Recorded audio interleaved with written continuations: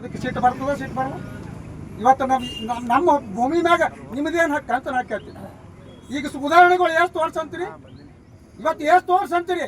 ಇವತ್ತು ಅಲದಾಡ್ತಾರೆ ಎಲ್ಲರೂ, ಇದು ತೊಂಬ ಇದು ತೊಂಬ ಅಲ್ಲಿ ತೊಂಬ ಎಲ್ಲಿ ತರ್ಬೇಕ್ರಿ? ಏನು ಹಂದಿಗೆ ನೋಡ್ಬೇಕಾ, ಏನು ಬಾಲ್ಯಕ್ಕೆ ನೋಡ್ಬೇಕಾ, ಏನು ನಾಯಿಗೆ ನೋಡ್ಬೇಕಾ, ಬೆಕ್ಕಿಗೆ ನೋಡ್ಬೇಕಾ, ಏನು ಮನೆಯ ಕುಡುಕ ಮಕ್ಕಳಿಗೆ ನೋಡ್ಬೇಕಾ, ಗುರುಗಳಿಗೆ ನೋಡ್ಬೇಕಾ, ಏನು ಸಾಲಕ್ಕೆ ನೋಡ್ಬೇಕಾ? ಯಾರಿಗಂತ ನಾವು ನೋಡ್ಬೇಕು, ಯಾತಕ್ಕಾಗಿ ನೋಡ್ಬೇಕು?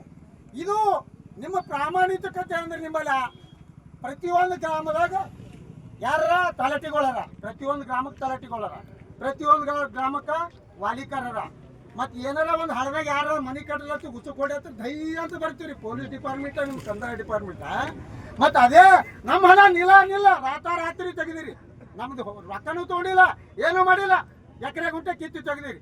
ಅದು ನೋಡಿ ಹೇಗ ಇಲ್ಲಪ್ಪ ಕರೆನ ಸುಳ್ಳ, ಇವ ಎಷ್ಟು ಸಲದಾಗ ಪೇಮೆಂಟ್ ತೊಗೊಳೋಣ ಇಲ್ಲ ನೋಡಿ ಕೆಲಸ ಇನ್ಸ್ಪೆಕ್ಷನ್ ಮಾಡಿ ತೆಗಿಬೇಕಾ?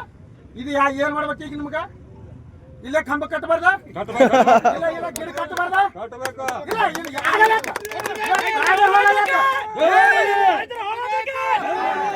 ಅದಕ್ಕೆ ದಯಮಾಡಿ ನಮ್ಮ ಗುರುಗಳ ಮುಖಾಂತರ ನಿಮಗೆ ನಾವು ಇವತ್ತು ನಮ್ಮ ಹಿರಿಯರ ಮುಖಾಂತರ, ನಮ್ಮ ರೈತರ ಮುಖಾಂತರ, ಅನ್ನದಾತನೇ ದೇವರು. ನಾವು ಒಂದು ವೇಳೆ ನನ್ನ ಕಾಲು ಮುರಿದ ಅಂತೇಳಿ ನಾ ಮನೆಗೆ ಬಿದ್ದ, ನಾವೊಂದು ವೇಳೆ ಕೈ ಕಾಣಲಾಗ್ಯದ, ಕೈ ಮುರಿದಂತ ಬಿದ್ದ, ನಿಮಗೆ ಅನ್ನ ಹಾಕೋರು ಯಾರ? ಆದ್ರ ನಮ್ಮ ಹೆಂಡ್ರು ಕೊಳ್ಳಾಕ ಸತ್ತರು ಒಂದು ಬಿಲಗುದ್ದಿ ಗಾಡಿ ನಮ್ಮ ಬಂಗಾರ ಡಾಪಲ ಇಲ್ಲ, ನಿಮ್ಮ ಹೆಂಡ್ರು ಕೊಳ್ಳಾಕ ಕೌಡಿ ಸರ ಬಂಗಾರ ಯಾರ ಮನೆ ಲೂಟಿ ಹೊಡೆದಿರಿ ಅಂತಕ್ಕಂಥ ಮಾತನ್ನ ಈ ಸಂದರ್ಭದಲ್ಲಿ ನಾನು ಕೇಳಕ್ ಬಯಸ್ತೀನಿ. ಆದ್ರೆ ಸಾವಿರ ತಪ್ಪವ, ಆದ್ರೂ ಕೂಡ ನಮ್ಮ ರೈತರು ಇವತ್ತ ಇಷ್ಟೆಲ್ಲ ಅನುಭವಿಸಿ, ಇಷ್ಟೆಲ್ಲ ಸಂಕಟ ತೋಡು, ಇಷ್ಟೆಲ್ಲ ಒಂದು ಇದು ಆದರೂ ಕೂಡ ಮತ್ತೆ ತಾಳ್ಮೆ ಎಷ್ಟು ಅವ್ರು ಸಲತ್ತಾರೆ ನಮ್ಮ ರೈತರು, ನಮ್ಮ ರೈತ ಮಹಿಳೆಗಳು ಅಂದ್ರೆ ಇದಕ್ಕೆ ನಿಮ್ಗೆ ನಾಚಿಕೆ ಬರತಕ್ಕಂಥ ಮಾತನ್ನ ನಮ್ಮ ಗುರುಗಳ ಪಾದ ಮುಟ್ಟಿ ಹೇಳಿದೆ. ನಾನು ಮಾತಾಡೋದು ಏನಾದರೂ ತಪ್ಪು ದೊಡ್ಡಗಾದ್ರೆ ನೀವೆಲ್ಲರೂ ನನ್ನ ಹೊಟ್ಟೆಗೆ ಹಾಕೋಬೇಕು ಅಂತಕ್ಕಂಥ ಮಾತನ್ನ